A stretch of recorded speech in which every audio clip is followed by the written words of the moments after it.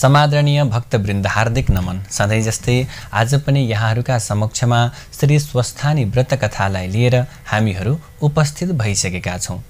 भक्तवृन्द, यहाँहरूलाई हाम्रो कार्यक्रम कस्तो लाग्दैछ? कृपया सल्लाह, सुझाव र प्रतिक्रियाको पनि हामी अपेक्षा गर्दछौँ। यहाँहरूले आफ्ना कुनै प्रतिक्रियाहरू छन् भने कार्यक्रम कस्तो लाग्दैछ कमेन्ट बक्समा कमेन्ट गर्दै गर्नुहोला। आउनुहोस् आजको कथालाई पनि प्रारम्भ गर्नुभन्दा पूर्व उनै जगद्व्यापिनी जगदम्बिका स्वस्थानी परमेश्वरीको ध्यान गरौँ। हरि ओम यं ब्रह्मा वरुणेन्द्र रुद्रमरुतः स्तुन्वन्ति दिव्यैः स्तवैर् वेदैः साङ्गपदक्रमोपनिषदैर्गायन्ति यं सामगाः ध्यानावस्थिततद्गतेन मनसा पश्यन्ति यं योगिनो यस्यान्तं न विदुः सुरासुरगणा देवाय तस्मै नमः। श्रीमच्चन्दनचर्चितोज्ज्वलवपु शुक्लाम्बरा मल्लिका मालालङ्कृतकुण्डला प्रविलसन् मुक्तावली शोभिता सर्वज्ञाननिदानपुस्तकधरा रुद्राक्षमालाकरा वाग्देवी वदनाम्बुजे वसतु मे त्रैलोक्यमाता चिरम्। मूकं करोति वाचालं पङ्गुं लङ्घयते गिरिं यत्कृपातमहं वन्दे परमानन्दमाधवम्। नमो भगवते तस्मै व्यासायामिततेजसे यस्य प्रसादान् वक्ष्यामि नारायणकथामिमाम्। नारायणं नमस्कृत्य नरं चैव नरोत्तमं देवीं सरस्वतीं व्यासं ततो जयमुदीरयेत्। ओम श्री स्वस्थानी परमेश्वर्यै नमो नमः। अथ एकोनविंशोऽध्यायः। श्री स्वस्थानी व्रतकथाको 19औं अध्यायमा कुमारजीले आज्ञा गर्नुहुन्छ, अगस्त्य मुनि, तिमी ध्यानपूर्वक सुन। यति पातालका कुरा मैले तिमीलाई सुनाएँ, अब मर्त्यमण्डलको कुरा भन्दछु। पूर्वकालमा मर्त्यमण्डलको हिमालयको दक्षिण भागमा ब्रह्मपुर नाम गरेको एउटा नगर थियो। त्यहाँका कर्मिष्ठ ब्राह्मणहरू प्रशस्त सम्पत्ति पाएर वेद पुराण आदि शास्त्र अध्ययन गरेर आफ्ना आफ्ना धर्मकर्मको पालना गरेर बसेका थिए। त्यही एउटा शिवभट्ट नाम गरेका अत्यन्त दीन दरिद्र ब्राह्मण थिए। गरिब भए पनि तिनी लोभ मोह त्यागेका र आफ्नो सत्कर्मको पालना गर्दथे। तिनकी सती नाम गरेकी ब्राह्मणी थिइन्। ती विप्र दम्पत्ति सम्पत्ति नहुनाले पनि के गरेका थिए, अनन्य प्रीतिले बसेका थिए। उनीहरूमा कुनै लोभ मोह अहङ्कार थिएन। यस्ता प्रकारले घरमा धन सम्पत्ति नहुनाले अत्यन्त दुःख भने पाएका थिए र एक दिन शिवभट्टले आफ्नी पत्नीसँग भन्दछन्, हे प्रिय, हाम्रो घरमा सम्पत्ति छैन, त्यसैले बराबर कष्ट भोगिरहेका छौँ। अब सम्पत्ति प्राप्त गर्नका निम्ति भगवान सिद्धि गणेशको सेवा गरौँ भन्ने सल्लाह गरेर दुवै पति पत्नी 8-8 दिनको मङ्गलबार बिहानै उठेर कष्टपूर्वक सिद्धि गणेशको सेवा गर्न लागे। यसै क्रमले निकै दिन बितिसकेपछि सिद्धि गणेश प्रसन्न भएर दर्शन दिनुभयो र भन्नुभयो, हे शिवभट्ट ब्राह्मण, हे सती ब्राह्मणी, तिमी दुवैको सेवाले म अत्यन्त प्रसन्न भएँ। जे इच्छा छ सो वरदान माग। शिवभट्टले सिद्धि गणेशलाई दण्डवत प्रणाम गरेर अञ्जली जोडेर भन्नुहुन्छ, हे गणनाथ, अरू के नै वर मागौँ र? पूर्व जन्ममा नकमाएको हुनाले यस जन्ममा दरिद्री भएर कष्ट भोगिरहेका छौँ। अब सम्पत्ति पाउने इच्छाले हजुरको सेवा गर्दैछौँ। प्रभु, सम्पत्ति दिएर कष्टको निवारण गरिदिनुहोस् भनेर अत्यन्त बिन्ती गरे। अनि सिद्धिविनायकले आज्ञा गर्नुभयो, हे शिवभट्ट ब्राह्मण, आजको 8 दिनमा मङ्गलबार बिहानै आएर मेरो पूजा गर्नु। उसै बेला मेरो अगाडि जे तिमीहरूले देखाउला त्यसलाई घरमा लगेर के गर्नु, तसलामा राखेर माथिबाट तसलैले छोपिदिनु। 4 दिनपछि छोपेको तसला झिकेर हेर्नु, त्यो समस्त सुन हुनेछ अनि त्यसका प्रभावले प्रशस्त सम्पत्ति पाएर तिमीहरू सुखी हुनेछौ। तिमीलाई सम्पत्ति हुने वरदान दिए, अब आफ्नो घरमा जाऊ।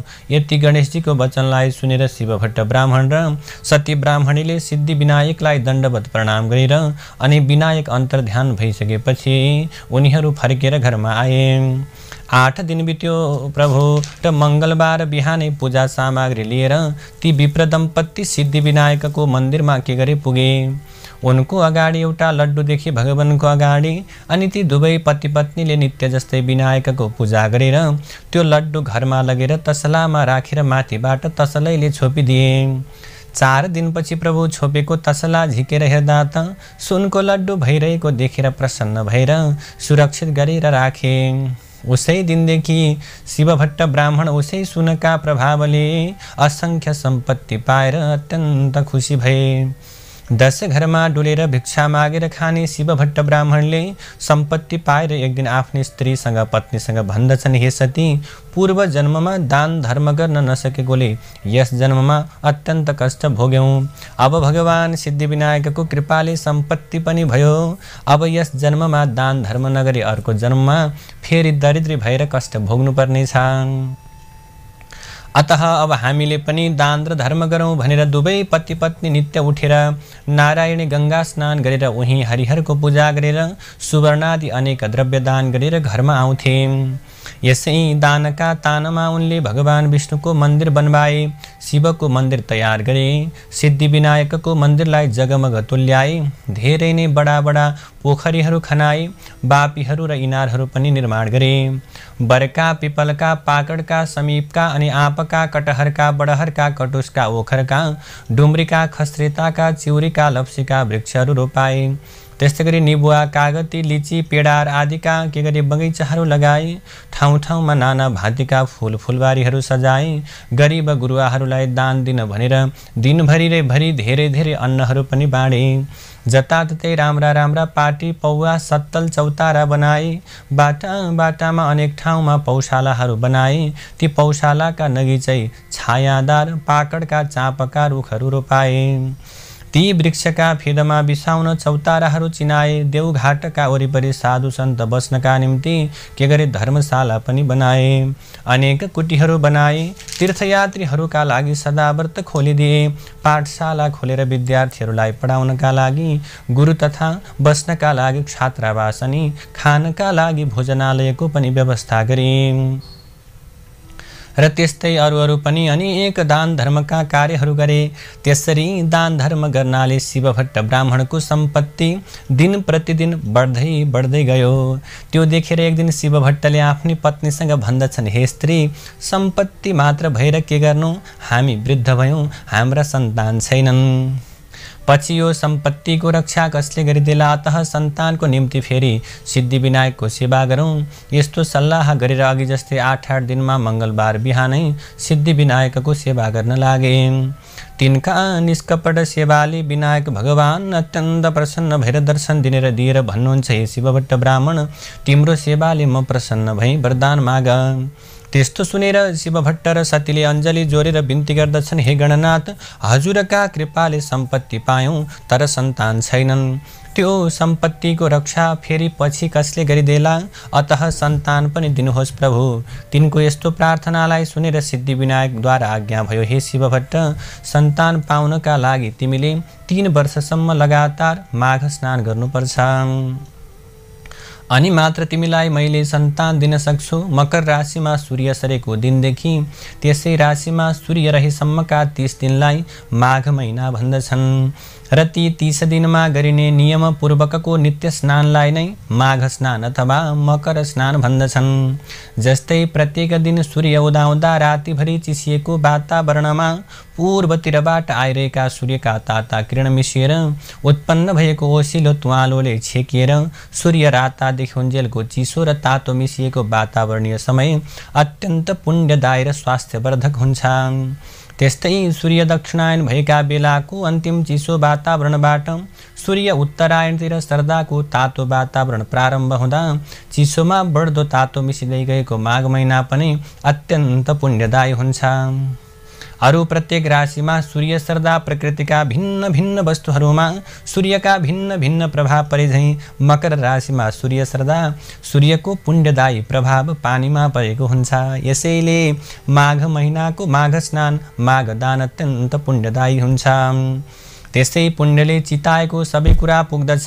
जस्तो ग्रहहरूमा सूर्य सर्वश्रेष्ठ छ अनि नक्षत्रहरूमा चन्द्रमा सर्वश्रेष्ठ छ, त्यस्तै महिनाहरूमा माघ अत्यन्त श्रेष्ठ छ। तसर्थ हे शिवभट्ट ब्राह्मण, यस मनुष्य लोकमा जो जन कामिनीहरूको कटाक्ष बाणले एकदमै विद्ध भएका छैनन् अथवा जो जन खराब प्रकारको कामवासनामा लागेका छैनन्, त्यस्ता ती जन मात्रै मकरमा सूर्य रहँदा तलाउमा अथवा नदीहरूमा अथवा पुण्य तीर्थहरूमा श्रद्धा विश्वास स्नान गर्न चाहन्छन्। जो जन बिना आगो बिना यज्ञ बिना पाटी पौवा निर्माण गरेर सद्गति प्राप्त गर्न चाहन्छन्, त्यस्ताले माघ महिनामा बस्ती बाहिरको भर्सक बहँदो जलमा गएर बिहानै नुहाउने गरून्।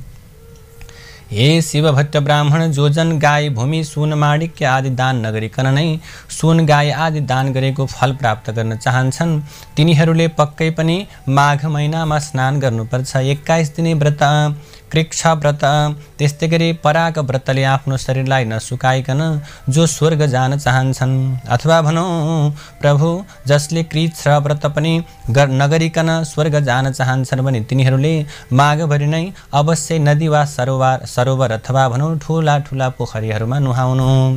वैशाखमा हरिको पूजा, कार्तिकमा तपरूपी पूजा र माघमा चाहिँ तपस्या होम तथा दान तीनोटै गरिन्छ बराबर। अर्थात् हर साल यस्तो प्रकारको कर्म गर्ने व्यक्ति अवश्य नै अर्को जन्ममा लक्ष्मीपति राजा हुन्छ, उसलाई कैवल्य धामको प्राप्ति हुन्छ अथवा भनौँ मुक्ति प्रकारको मिल्दछ, अनि मुक्ति हुने बुद्धि पनि आउँदछ र फेरि मृत्युलोकमा ओर्लन पर्दैन। दिव्य दृष्टि हुनेहरूले तन मन वचनले भगवानको सेवा गर्नु भनेर बताएका छन्। हे शिवभट्ट, यो भन्दा कता हो कता बेसी पुण्यदायी त माघ महिनामा गरिएका तप दान र स्नान हुन्छन्। इच्छा सिद्धिका लागि वा सन्तान प्राप्तिका लागि अथवा हरिको दर्शनका लागि अथवा अरू नै कामना अथवा चाहनाका लागि काय शुद्धि गरेको व्रती भएर नुहाउनेले यी चारै प्रकारको फललाई प्राप्त गर्दछ। अदितिले माघ महिनाभरि खाँदै नखाई 12 वर्षसम्म माघ स्नान गरिन्। त्यसै उसले उनले तीनै लोक झल्काउने सूर्य जस्ता तेजिला 12वटा पुत्र जन्माइन्। माघ स्नानको प्रभावले नै रोहिणी सुभगा अर्थात् सौभाग्यवती अनि अरुन्धती दानशिला तथा सचिसा ततले महलमा रूप राशिले झकिझकाउ भएर रहेकी छन्। जसले मकरमा सूर्य रहँदा नदी वा तलाउमा स्नान गर्ने गरेको छ, तिनीहरू यस संसारमा सफा स्वच्छताको शोभाले भरिएको सुन्दरी सुन्दरी नर्तकीहरू आँगनमा नाचिरहेको, अत्यन्त प्रकारका गीतहरू बाजाहरू बजिरहेको, मङ्गलकार्यहरूको विधि विधानले शोभिएको, वेदका ध्वनिहरूले अत्यन्त पवित्र पारिएको, विद्वान विद्वान ब्राह्मणहरू विराजिएको, देवताहरूले अथवा भनौँ देवताहरूको पूजाले आनन्ददायक तथा सधैँ पाहुनाको लर्को लागिरहने घरमा प्रसन्नतापूर्वक बस्न पाउँछन्। प्यारो वस्तुको त्याग र नियमको पालना गरेर जसले माघ महिनामा प्रशस्त दान दिएको छ, जसले मुरारी भगवानको पूजा गरेको छ, त्यो जन अत्यन्त उत्तम अनि अत्यन्त श्रेष्ठ पनि हो। माघ महिना सत्कर्मीलाई सधैँ धर्म दिन्छ र उसको पाप पनि पखाल्छ।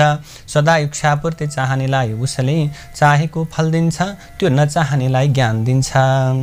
जुन लोक ज्ञानीहरूलाई, जुन लोक वनमा बसेर तपस्या गर्नेहरूलाई, जुन लोक विष्णुका भक्तहरूलाई मिल्दछ, ती लोक माघमा नित्य स्नान गर्ने जनहरूलाई सदाका लागि मिल्दछन्। हे शिवभट्ट ब्राह्मण, अरू पुण्यहरूले त पुण्य भोग सकिएपछि स्वर्गबाट फर्किनुपर्छ, तर माघ महिनाको स्नान गर्ने मनुष्यहरूले त कहिले पनि स्वर्गबाट फर्किनु पर्दैन। जो जन माघ महिनामा स्नान गरेर दुधालु गाई वैदिक ब्राह्मणलाई दान दिन्छ, त्यस गाईका सर्वाङ्गमा जति रहन्छन् त्यति 1000 वर्षसम्म त्यो जन स्वर्गमै रमाइरहन्छ, बास पाइरहन्छ। जो माघ स्नान गर्ने मनुष्य गुड सक्खर मुछेका तिल दान गर्छ त्यसका सबै पाप पखालिएर निश्चय नै त्यो जन निर्मल भएर शोभिन्छ, किनकि सबै धान्यहरूमध्ये तिल जो छ त्यो पाप नाश गर्नेवाला हो।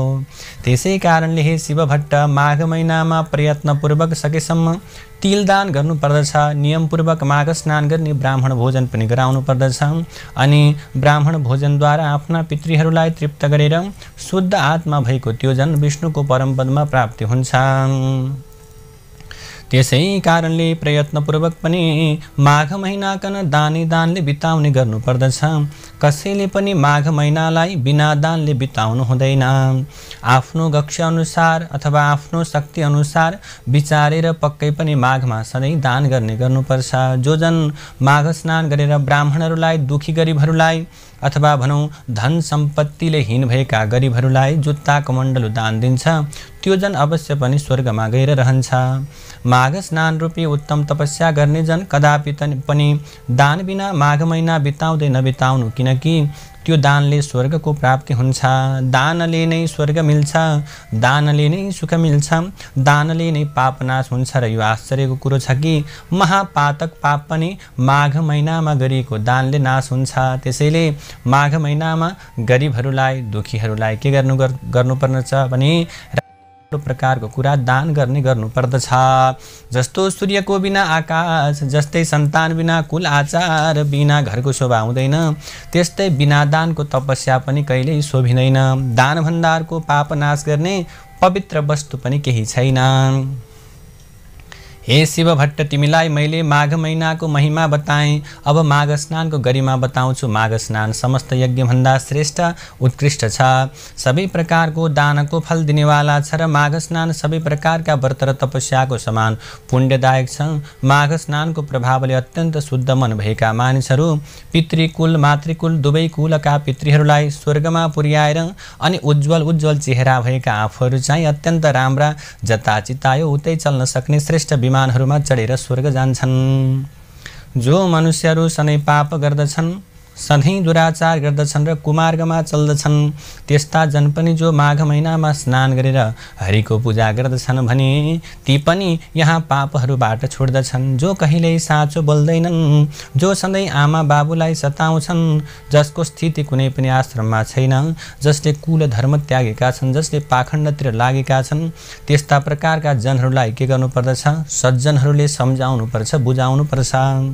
माघमा गरेका स्नानका पुण्यहरूले मानिसहरू भवसागर तर्दछन्। पृथ्वी तलका पुण्यतीर्थहरूमा माघ स्नान गर्न पाउनु मनुष्यहरूलाई अत्यन्त दुर्लभ छ, किनकि त्यस माघ स्नानको प्रभावले मनुष्यहरूले ब्रह्मज्ञानीले पाउने पद पाउँछन्। यसै बारेमा विचार्नुपर्ने कुनै पनि काम छैन हे शिव भट्ट ब्राह्मण।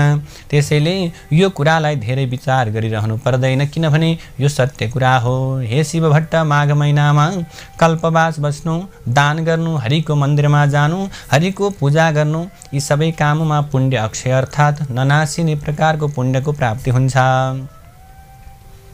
त्यसै कारणले यथाशक्ति अर्थात् आफ्नो गक्ष अनुसार, आफ्नो क्षमता शक्ति अनुसार मनुष्यहरूले प्रयत्नपूर्वक माघ स्नान गरेर लुगा, भरभराउँदो मक्कल, सुवर्ण आदि दान गर्नुपर्छ। माघ महिनामा जसले गरिबहरूलाई, दुखीहरूलाई अन्न दान गर्दछ उसलाई देवलोकमा अमृतपान गर्न मिल्दछ। जो जन सुनको दान गर्दछ उसले इन्द्रको समीपमा बस्न पाउँछ। दियो, अग्नि अर्थात् सल्काएको मकल, सुन्दर प्रकारका वस्त्रहरू, न्यानो वस्त्र दान गर्नेले के गर्छ? मनुष्य सधैँ तेजस्वी भएर सूर्यलोकमा बस्न पाउँछ। त्यस्तै गरी यज्ञहरूले, उत्तम दानहरूले, उज्जवल तपस्याहरूले, ब्रह्मचर्यको धारणले, शुभयोगमा गरिएको पूजाले पापीहरू यस लोकमा त्यति शुद्ध हुँदैनन् जति पुण्य तीर्थहरूमा माघ महिनामा गरिएका स्नानले शुद्ध हुन्छन्। जो मनुष्य माघ महिनामा आधा सूर्य उदयको बेलामा पुण्यतीर्थहरूमा स्नान गर्दछन् तिनीहरू पाप गर्ने नै भए पनि उनीहरूमा के हुन्छ? धर्मको प्रादुर्भाव हुन थाल्दछ। जो जन माघ महिनामा नुहाएर भगवान विष्णुको पूजा गर्छन् ती जन स्वर्ग भोग सकिएर फेरि पृथ्वी तलमा फर्केपछि कल्याण मूर्ति, राम्रा, भाग्यमानी, प्रिय बोल्ने, धर्मात्मा, धनाढ्य, सतायु राजा हुन्छन्। दन्केको आगोमा राखेको काठ समूह जसरी तुरुन्तै भस्मावशेष हुन्छ त्यसै गरी माघ स्नानले सानो वा ठूलो पापहरूको राशि बिलाउँछ। मनुष्यहरूले शरीरले, बाणीले, मनले पनि जानेर वा नजानेर जो पाप गरेको छ त्यो पाप समूह पुण्य तीर्थमा गरेको माघ स्नानले हृदयमा झल्केका विष्णुको अथवा भनौँ हृदयमा झल्केका विष्णुले अज्ञानलाई नाश गरे जस्तै सबै डर्दछन्, नासिन्छन्। यदि कुनै मनुष्य आफूले गरेका पापको समूहको भोग भोगिरहेको छ र संयोगवश पनि कुनै बेला कुनै पुण्य तीर्थमा एकाएक पुगेर त्यस मनुष्यले माघ स्नान अचानकै गरियो भने पनि तुरुन्तै त्यसको त्यो पाप समूह नाश भइहाल्छ। यसबारे तिमीलाई आफ्नो मनमा कति पनि संशय लिनु आवश्यक छैन, यो कुरा सत्य हो। हे शिव भट्ट, विशेष गरेर यो कर्मभूमि भारतवर्षको पुण्यभूमि आर्यावर्तमा अर्थात् 750 कोश पूर्व पश्चिम लामो हिमालय र त्यस्तै 500 कोश लामो विन्ध्याचलको बीचको भूमिमा रहेर माघ स्नान नगर्ने मनुष्यहरूको जन्म त व्यर्थै हुन्छ।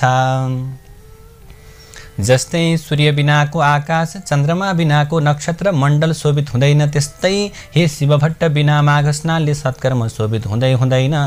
माघ स्नान मात्रले पनि जस्तो केशव भगवान प्रसन्न हुनुहुन्छ, अरु व्रतले, दानले, तपस्याले हरि भगवान त्यस्तो प्रसन्न हुनुहुन्न जति माघ महिनामा गरेको दानले अथवा पुण्यले हुनुहुन्छ। जस्तै सूर्यको तेज जस्तो बराबर अरू कुनै तेज छैन, त्यस्तै माघ स्नानको बराबर अरू कुनै यज्ञ अथवा यज्ञादि कुनै प्रकारको कर्म छैन। तसर्थ वासुदेवलाई प्रसन्न पार्नका लागि, सारा पापहरूलाई हटाउनका लागि र अन्त्यमा स्वर्गको प्राप्तिका लागि मानिसले माघ महिनामा स्नान गर्नुपर्दछ। अत्यन्त स्याहार गरिएको हृष्टपुष्ट बलियो तर माघ स्नान नगरिएको अशुद्ध र अनित्य गेछनिन्द्य शरीरले के नै हुन्छ र हड्डीहरूको ढाँचा, नसाहरूले कसिएको, मासुले लिपिएको, छालाले मडिएको, दुर्गन्धले भरिएको, दिशा पिसाबको पात्र, बुढियाई शोक विपत्तिले व्याप्त, रोगै रोगको घर, आतुर रगत बग्ने क्षणभङ्गुर, सबै दोषको आश्रय, त्यस्तै गरी अर्काको उन्नतिले दुखी गर्ने अथवा दुखी हुने, अर्काको द्रोह गर्ने अनि अत्यन्त तुच्छ लोभ गर्ने, क्रूर, कृतज्ञ, घमण्डी, त्यस्तै क्षणिक अर्थात् केही दिन मात्रको कहिले तृष्णा पुरा नहुने, दुष्ट, तिनै दोष, कफ, वात, पित्त भरिएको, अत्यन्त अपवित्र वस्तु निकाल्ने, यस्तो प्रकारको तिनै ताप, दैविक, दैहिक, भौतिकले मोहित भएको, स्वभावैले अधर्ममा रत भएको, सैकणौं तृष्णाले आकुल व्याकुल भएको, काम, क्रोध, लोभै नरकका द्वारले व्याप्त भएको, अनि अन्तिममा जीवनभरि काम गर्यो, क्रोध गर्यो, लोभ गर्यो, त्यसपछि परिणाममा किरा पर्ने, भस्म हुने अथवा यस्ता प्रकारले के हुने, विभिन्न पशुपक्षीको आहारा हुने यस्तो शरीर जसमा कुनै पनि घमण्ड गर्नु आवश्यक छैन। त्यसैले यो शरीरले के गर्नुपर्दछ, शरीरलाई शुद्ध गराउनका निम्ति माघ महिनामा स्नान गर्नै पर्दछ अथवा माघ स्नान गर्नुपर्छ। तीर्थहरूमा पानीमा फोका जस्तै, जन्तुमा पुतली वा धमिरा जस्तै ती माघ स्नान नगर्ने मनुष्यहरू केवल मर्नका लागि मात्रै जन्मिन्छन्, जसले धर्म गर्दैनन्। विष्णु भगवानलाई नमान्ने ब्राह्मण धिक्कार छ, जोगीहरूको श्राद्ध धिक्कार छ, ब्राह्मण नभएको ठाउँ धिक्कार छ, आचार नभएको कुल धिक्कार छ, घमण्डले युक्त धर्म धिक्कार छ, क्रोधले युक्त तपस्या धिक्कार छ, बिना दृढताको ज्ञान धिक्कार छ, अल्छीका निम्ति शास्त्र धिक्कार छ, आफ्ना मान्यजनको श्रद्धा भक्ति नगर्ने व्यक्ति धिक्कार छ, त्यस्तै नै गुरुको सेवा नगर्ने ब्रह्मचारी धिक्कार छ, नदनकेको आगोमा गरिएको होम धिक्कार हो, त्यस्तै साक्ष्य बिनाको निर्दोषता धिक्कार हो, उपजीविका अर्थात् शरीरको व्यापारले जीवन चलाउने जीवन धिक्कार हो, आफ्ना लागि आफै मात्रै पकाइएको भोजन जसले अरूलाई दिँदैन त्यो पनि धिक्कार हो, अनि यस्तै गरी खराब प्रकारको घरको भिक्षा धिक्कार हो, अनि कृपणको लागि धन धिक्कार हो, अभ्यास नगरेको विद्या धिक्कार हो, प्रजासँग विरोध गर्ने राजा धिक्कार हो, जिउनका लागि गरिएको तीर्थ धिक्कार हो, केवल जीवन चलाउनका लागि गरिएको व्रत धिक्कार हो, झुटो बोल्नु अथवा भनौँ बाणीमा भएको अशुद्धता धिक्कार हो,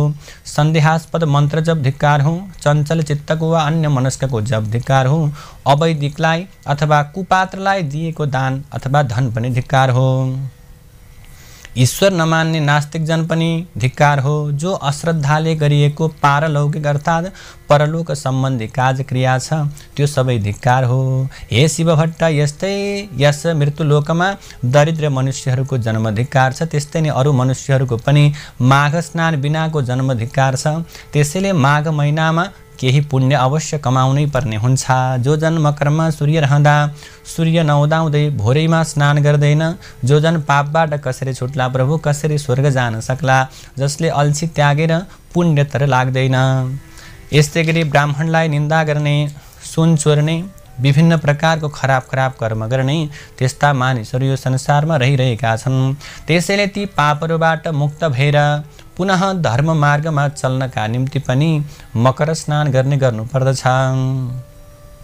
माघ महिनामा सूर्य केही उदाएपछि जो जन पानीमा डुबुल्की मार्दछन् तिनीहरूका समस्त पापहरू के हुन्छन्, हटेर जान्छन् र माघ स्नानले पवित्र पार्दछ। अरू सारा छिटपुट पापहरू र ठुला ठुला महापातकहरू पनि के हुन्छ, माघ स्नान गर्ने मनुष्यहरूका भस्मीभूत हुन्छन्। माघ महिनामा आउन लागेको बेलामा सारा पापहरू थरथर काँप्न थाल्दछन्। यदि कसैले बहँदो पानीमा माघ स्नान गर्यो भने तब उसका सारा पापहरू नासिन्छन्। हामी उसका शरीरबाट बाहिरिन्छौँ अनि कहाँ बस्ने भनेर पापहरू पनि डराउँछन्। यो माघ महिना त हाम्रो नाशकाल हो भन्ने ठानेर माघ महिनामा स्नान गर्न लागेको मान्छेलाई देखेर पापहरू पनि दुखी हुन्छन्। माघ स्नानले पाप खारिएका उत्तम मनुष्यहरू आगो झैँ चहकिला हुन्छन्। माघ स्नानले सारा पाप छुटेका मनुष्यहरू मेघबाट मुक्त भएको चन्द्रमा झैँ चम्किन्छन्।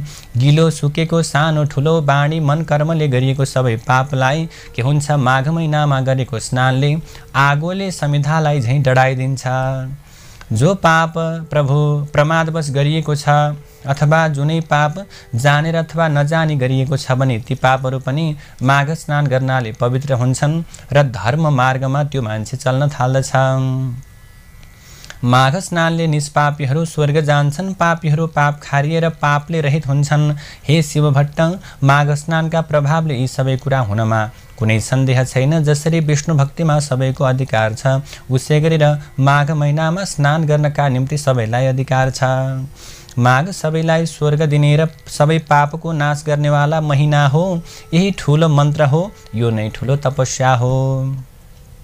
यो माघ स्नान नै पाप निखार्ने अत्यन्त उत्तम ठुलो प्रयासचित्त पनि हो। मनुष्यहरूको जन्म जन्मान्तरको अभ्यासले मात्र माघ स्नानमा श्रद्धा र भक्ति हुन्छ। हे शिवभट्ट, जसरी जन्म जन्मान्तरको अभ्यासले मात्र अध्यात्म ज्ञानको प्राप्ति हुन्छ, त्यसै गरी संसार रूपी हिलाको लेप पखाल्न निपुण यो श्रेष्ठ माघ स्नान पवित्रहरूलाई पनि अझ पवित्र पार्नेवाला हो। हे शिवभट्ट ब्राह्मण, हिमालयको दक्षिणी पहाडी प्रान्तमा रहेको त्यस देवघाटमा गरिएका माघ स्नानको प्रभावले सारा पापहरू हरण हुन्छन्। सप्त जन्मदेखि थुप्रिएका पाप र वर्तमान जन्ममा गरिएका भयङ्कर पापहरू पनि नाश हुन्छन्। मुनिहरू जुन पापको प्रयासचित्तै छैन भन्दछन्, त्यस्तो पाप पनि पुण्य तीर्थहरूमा गरिएको माघ महिनाको स्नानले नाश हुन्छ। जो जन श्रद्धाले मानस सरोवरमा माघभरि बसेर त्रिकाल स्नान गर्छन् त्यो जन त अवश्य मुक्त नै हुन्छ। अक्षोदमा माघभरि स्नान गर्नाले इन्द्रलोक प्राप्त हुन्छ। बदरिकाश्रममा माघभरि स्नान गर्नाले निष्पाप होइन्छ। नर्मदामा माघभरि नुहाउनाले सकल पाप नाश हुन्छ, दुःख नाश हुन्छ, चिताएको फल पाइन्छ, मरेपछि शिवलोकको बास पाइन्छ। यमुनामा माघ महिनाभरि स्नान गर्नाले सारा पाप नासिएर सूर्यलोक प्राप्त हुन्छ। सरस्वतीमा माघभरि नुहायो भने सारा पाप नासिएर मृत्यु पश्चात ब्रह्मलोकको बास पाउँछ। विशालामा माघभरि स्नान गर्नाले चिताएको कुरा प्रशस्त पाइन्छ र त्यस स्नानले पापरूपी दाउराको खरियोलाई डढेलोले जङ्गललाई झैँ भस्मीभूत पार्दछ र गर्भवासको ओहोर दोहोरको फेरोलाई पनि समाप्त पारेर अवश्य मुक्ति नै दिलाउँछ। गङ्गाजीमा गरिएको माघ स्नानले विष्णुलोक मिल्छ अथवा धेरै वर्षसम्म स्नान गरिरहे मुक्ति नै पनि प्राप्त हुन्छ। सरयू, कोशी, बागमती, कमला, रापती, तिनाउ, कर्णाली, शारदा, महाकाली, सिन्धु, सिन्ध, चन्द्रभागा, तापी, गोदावरी, गोमती, गण्डकी, भीमा, पयुष्णी, कृष्णवेणिका, कावेरी, तुङ्गभद्रा, ब्रह्मपुत्र, महानदी, तिस्ता, त्यस्तै गरेर मेची र अरू पनि जो सोझै समुद्रमा गएर मिसिने नदीहरू छन् तिनमा पनि प्रत्येक माघ स्नान गर्ने मनुष्यहरू तबसम्मका सकल पापहरू विनाशिएर पछि स्वर्गलोकको बास पाउँछन्। नैमिषारण्यमा प्रतिवर्ष माघ महिनामा स्नान गर्नाले विष्णुको समीपमा बास पाइन्छ र पुष्करमा माघभरि स्नान गर्नाले ब्रह्माको नजिकैमा बस्न पाइन्छ। कुरुक्षेत्रमा माघभरि स्नान गर्नाले इन्द्रका लोकमा बास पाइन्छ र देवदहमा माघभरि माघ स्नान गर्नाले योग सिद्धिको फल पाइन्छ। मकरमा सूर्य र हुन्जेल प्रवास तीर्थमा गरिएको माघ स्नानले रुद्रको गण हुन पाइन्छ। देवकी अर्थात् देवकीमा गरिएको माघ स्नानले देवताको जन्म पाइन्छ। त्रिशूलीमा गरिएको माघ स्नानले कैलाशको बास पाइन्छ। गोमतीमा माघभरि गरिएको मकर स्नानले फेरि जन्मिनु पर्दैन। हेमकूटमा महाकालमा ओंकारमा अमरेश्वरमा नीलकण्ठको जलमा माघ महिनाभरि माघ स्नान गर्नेले रुद्रको लोकमा ऐश्वर्यशाली भएर बस्न पाउँछ। कुनै पनि 3 नदीहरूको सङ्गममा माघ महिनाभरि नुहाउने गरे आफ्ना आफ्ना इच्छाहरू पूर्ण हुन्छन्, जीवनमा दुःख आइपर्दैन। हे शिवभट्ट, गण्डकी देवकी त्रिशूलीको सङ्गम भएर नारायणीमा बनेको देवघाटको त्रिवेणीमा र गङ्गा यमुना सरस्वती मिलेको सङ्गम स्थान प्रयागको त्रिवेणीमा त भाग्यमानीहरूले मात्र माघ महिनाभरि मकर स्नान गर्न पाउँछन्, किनकि त्यहाँको त्रिनदी मिश्रित स्थलको जल मुक्तिदाता र स्वर्गदाता अनि कल्याणदाता पनि छ। हे शिवभट्ट ब्राह्मण, स्वर्गमा रहने देवताहरू पनि देवघाटको त्रिवेणीको र प्रयागको त्रिवेणीको महिमा अत्यन्त गाइरहन्छन्। जहाँ मकरभरि स्नान गर्ने मनुष्यले अन्त्यमा विष्णुलोकको अथवा देवलोकको बास पाउँछन्। जो मनुष्यहरू यी दुवै त्रिवेणी मध्ये एकमा रहेर माघ महिनाभरि नै सङ्गम स्नान गर्दछन् भने ती जनहरू धेरै धेरै पापी भए पनि तिनले नर्क देख्नु पर्दैन, तिनीहरू सरासर वैकुण्ठ अथवा स्वर्ग जान्छन्। किनकि हे शिवभट्ट, उहिले ब्रह्माजीले तराजुको एकापट्टिको पलडामा समस्त तीर्थहरू, व्रतहरू, दानहरू, तपस्याहरू, यज्ञहरूका पुण्यफललाई र अर्कापट्टिको पलडामा देवघाटमा गरिएका माघ स्नानहरूको पुण्यफललाई राखेर तौलदा माघ स्नानको पुण्यफल नै भारी भयो। फेरि त्यसै गरी एकापट्टि देवघाटको त्रिवेणीको पुण्यफल, अर्कोपट्टि प्रयागको त्रिवेणीको पुण्यफललाई राखेर तौलदा पनि देवघाटकै माघ स्नानको पुण्यफल केही भारी भयो। यस्तो पुण्यदायी ती त्रिवेणीमा जो जनले माघे सङ्क्रान्तिको अघिल्लै दिन उहाँ पुगेर उही महिनैभरि बसेर लगातार 20 वर्षसम्म माघ स्नान गर्दछन् भने तिनले सधैँको लागि कैलाशमा बास पाउँछन्। त्यस्तै गरेर 40 वर्ष लगातार माघ स्नान गर्नेले निरन्तर स्वर्गको बास, सधैँ 12 महिना त्यहीँ रहेर भगवान विष्णुको पूजा गर्ने, निश्चल मनले जप्दै 60 वर्षसम्म लगालग जो जनले माघ महिनामा स्नान गर्दछन् तिनीहरूले त कैवल्य धामको आनन्दमय लोकमा सदाका लागि बास पाउँछन्। अनि हे शिवभट्ट, कहिले सृष्टि भो र कसरी भो अनि कहिले अन्त हुन्छ र कसरी हुन्छ भन्ने आदि र अन्तको निधो नभएकोले अनादि अनन्त कहिने 24,000 कोशको गोलाइ भएको धगधगाउँदो रापिलो आगोको गोला, सूर्य र त्यसभन्दा 4.5 करोड कोश तल रहेको चिसो न चिसो पानीको 12,000 कोश गोलाइको अविनाशी दह, समुद्रै दुवैलाई निराधार निरालम्ब, आकाशमा आफ्ना आफ्नै धुरी र वृत्तमा नियमित रूपले नियममा राखेर अड्याइराख्ने त्यो शक्ति कुन हो भन्ने सोचेर त्यो शक्तिलाई ठम्याएर त्यसैलाई जान्नु नै ज्ञान हो र त्यो सत्य शक्तिलाई जान्न वेद विहित सतमार्गमा चल्नु नै सनातन प्रमुख धर्म हो।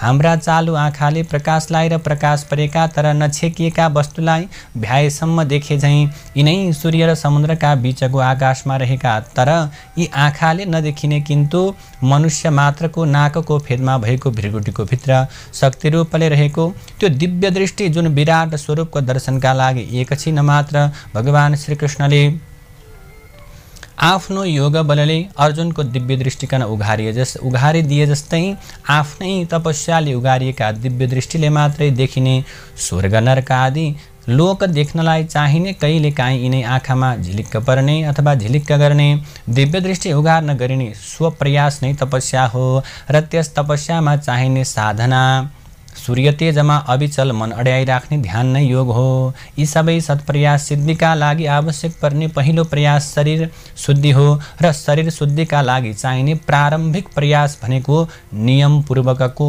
मकर स्नान नै हो। अर्थात् ज्ञानरूपी चोटामा चढ्न चाहिने लिस्नुको पहिलो खुड्किलो भनेको माघ महिनामा गरिने मकर स्नान नै हो।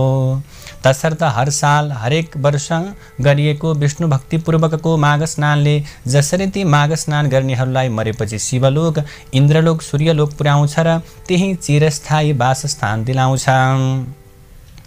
त्यसरी नै यसै लोकमा पनि सन्तान चाहनेहरूलाई सन्ताननी सुख शान्ति पनि दिलाउँछ। जसरी उहिले 5 वटी गन्धर्व